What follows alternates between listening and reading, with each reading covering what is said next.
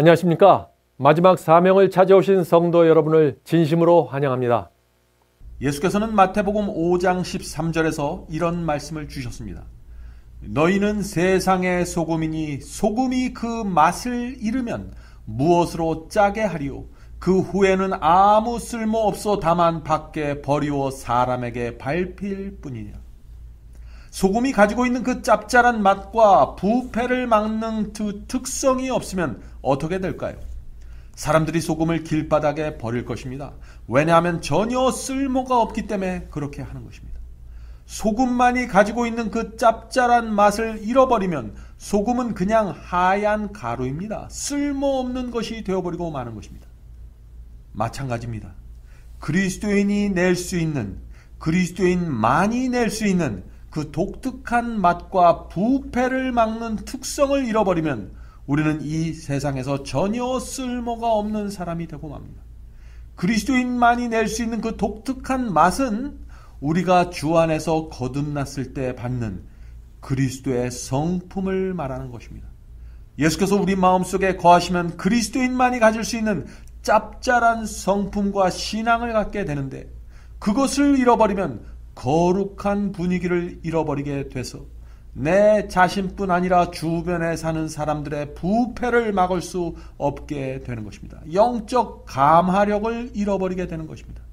그렇게 되면 하나님께서 사용할 수 없는 사람이 되는 것입니다. 사람들에게 구원을 나누어 줄 수 없는 사람이 되어버리고 마는 것입니다. 하나님을 믿고 그리스도를 마음에 영접해서 거듭난 사람이 됩니다. 그러나 우리가 살아가면서 그 거듭남의 경험을 잃어버릴 수 있는 것입니다. 한 번 했던 영적 경험을 잃어버릴 수 있는 것입니다. 그런데 그렇게 되면은 그리스도인만이 낼 수 있는 그 독특한 맛을 잃어버리게 되는 것입니다.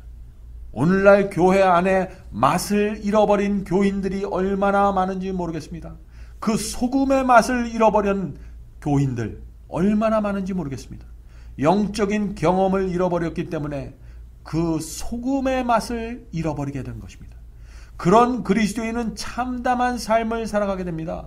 말을 해도 감화력이 없고 선교를 해도 성령께서 역사하실 수 없게 되는 것입니다. 죄책감과 무기력과 외로움 속에서 살아가게 되는 것입니다.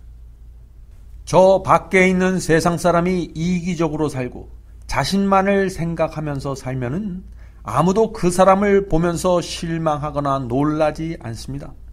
그러나 그리스도인이 은근히 세속적이고 은근히 더럽고 추한 것을 좋아하며 은근히 이기적이고 은근히 교만하면 세상은 교회를 향해서, 하나님을 향해서 크게 실망하게 됩니다. 사랑하는 성도 여러분, 한 번 거듭남을 경험했다고 해서 구원의 경험이 계속해서 유지되는 것이 아닙니다. 우리가 영적으로 나태하고 게을러질 때 거듭남의 경험을 잃어버릴 수 있는 것입니다. 저도 제 생애 속에서 여러 번 영적인 경험을 잃어버린 적이 있습니다. 그러나 그때마다 다시 주 앞에 나가 제 마음과 생애를 바치고 중생의 경험을 회복해야 했던 것입니다. 우리는 날마다 자아가 죽고 주 앞에 마음을 드리고 새롭게 태어나는 경험을 해야 합니다. 그래서 작년보다는 금년이 더 낫고 지난주보다는 이번 주에 더 주님께 가까이 가는 경험을 해야 하는 것입니다. 실수를 하고 넘어졌을지라도 그런 부족함을 통해서 이제 나는 이런 사람이 되면 안 되겠다라고 생각하면서 다시 일어서야 하는 것입니다. 더 이상 이렇게 살면 안 되겠다는 결심을 해야 하는 것입니다. 우리가 넘어지고 쓰러질 때마다 말이죠. 그런데 그때그때 죄를 회개하고 용서받는 일도 중요하지만 하나님께서는 우리가 인생의 방향을 다시 결정하고 인생 전체를 다시 하나님께 드리는 전적인 헌신의 경험을 하도록 우리를 인도하십니다. 하나님께서 그렇게 하시는 이유는 우리가 날마다 기도하고 말씀을 보는 것 같지만 하늘의 생명을 잃어버릴 수 있기 때문에 그렇게 하시는 것입니다. 순수한 중생의 경험을 잃어버렸기 때문에 그렇게 하시는 것입니다. 그렇게 인도하시는 것입니다. 그래서 어떤 때는 병에 걸려서 누워있게 하시고 또 어떤 때는 경제적인 고통 속에 앉아서 하늘만 바라보게 인도하시는 것입니다. 그래서 우리의 마음과 삶을 하나님과 멀어지게 만든 것이 무엇인지 우리 스스로 깨닫게 역사해 주시는 것입니다. 사랑하는 성도 여러분, 어떤 이유에서든지 간에 오래전에 아니면 최근에 영적인 거듭남의 경험을 잃어버리셨습니까? 혹시 자신도 모르게 영적으로 나태해지고 뒤로 물러나서 말씀을 깊이 읽지 않고 간절한 마음으로 기도한 적이 오래되었습니까? 하나님의 말씀을 정말 읽고 싶고 공부하고 싶으신가요? 이런 마음이 없으면 어쩌면 여러분은 영적인 경험을 잃어버린지도 모르겠습니다. 다시 돌아오셔야 합니다. 영적인 경험을 잃어버리면 소금의 맛을 낼 수 없기 때문에 그런 것입니다. 그리스도인이 소금의 맛을 잃어버리면 향기가 나오는 대신에 독소가 나오게 됩니다. 날카로운 가시로 가족과 친구와 교우들의 마음을 찌르게 됩니다. 가까운 사람들에게 부정적인 먹구름을 풍기면서 두려우면서 이 세상을 살아가게 되는 것입니다. 예수께서는 소금이 그 맛을 잃으면 무엇으로 짜게 하리요? 아무 쓸데없어 다만 밖에 버리워질 것이라고 말씀하셨습니다.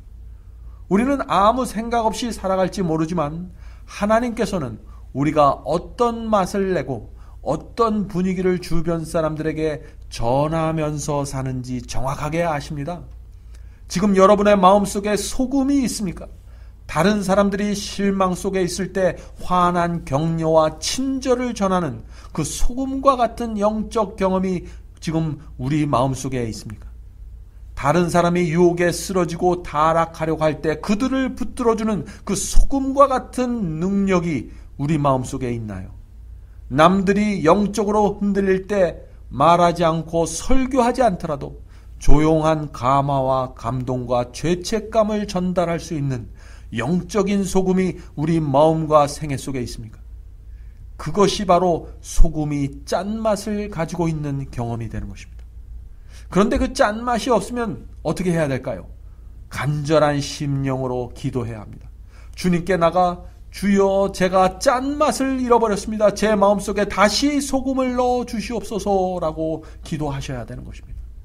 내가 짠맛을 잃어버렸다는 사실은 아내도 모르고 남편도 모를 수 있습니다. 자식도 모르고 부모도 모를 수 있습니다. 성령께서 내 속 깊은 곳에서 들려주시는 그 세미한 음성을 들어야만 내 속에서 짠맛이 사라졌다는 사실을 깨달아 알 수 있는 것입니다. 지금 그런 음성을 듣는 분들은 다시 주님과 은밀히 맺는 은혜의 경험을 가져야 하는 것입니다. 골로새서 4장 6절에 사도 바울이 이런 말씀을 주셨습니다. 너희 말을 항상 은혜 가운데서 소금으로 고르게 함같이 하라. 그리하면 각 사람에게 마땅히 대답할 것을 알리라. 자, 이 말씀에서 사도 바울은 말을 할 때 항상 은혜 가운데서 소금을 치듯이 하라고 하셨습니다. 그렇게 해야 마땅히 대답할 말을 알게 될 것이라고 하셨습니다. 자, 그런데 이 말씀 바로 앞에 이런 말씀이 있습니다. 골로새서 4장 3절부터 5절 말씀이죠. 또한 우리를 위하여 기도하되 하나님이 전도할 문을 우리에게 열어주사 그리스도의 비밀을 말하게 하시기를 구하라. 내가 이것을 인하여 매임을 당하였노라. 그리하면 내가 마땅히 할 말로서 이 비밀을 나타내리라. 외인을 향해서는 지혜로 행하여 세월을 아끼라. 자, 이 사도 바울이 말씀하신 이 말씀에 이어서 조금 전에 말씀드린 너희 말을 항상 은혜 가운데서 소금으로 고르게 함같이 하라고 하신 것입니다. 그렇게 해야 각 사람에게 마땅히 대답할 말을 알리라라고 하신 것입니다.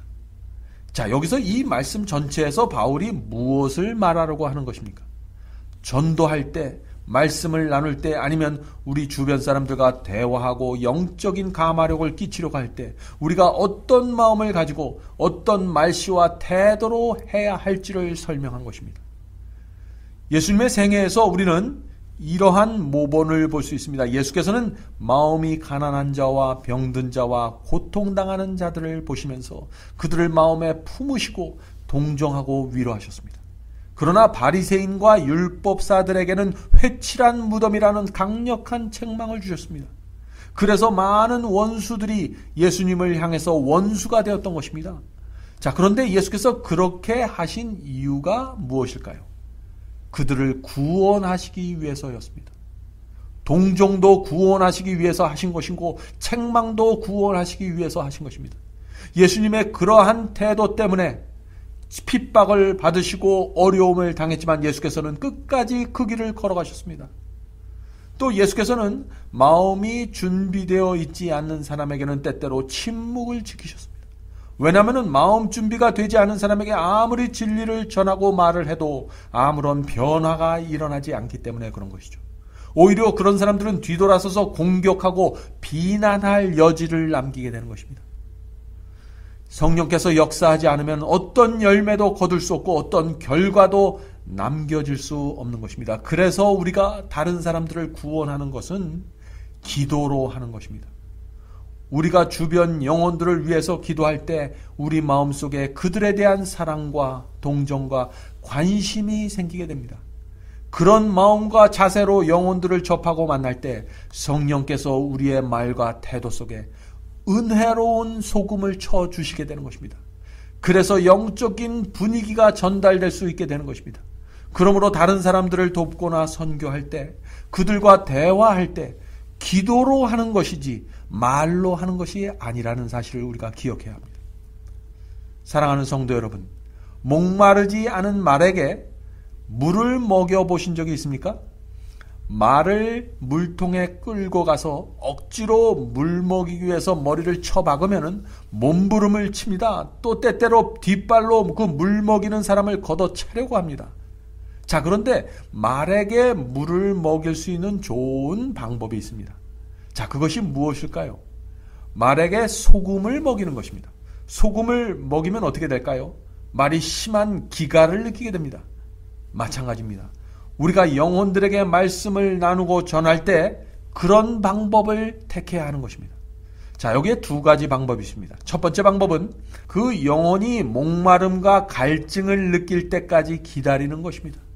성령께서 그 사람의 마음속에 소금을 뿌려서 갈증을 느낄 때까지 말씀에 대한 갈증을 느끼고 하나님을 향한 목마름을 느낄 때까지 기도하면서 기다리는 것입니다.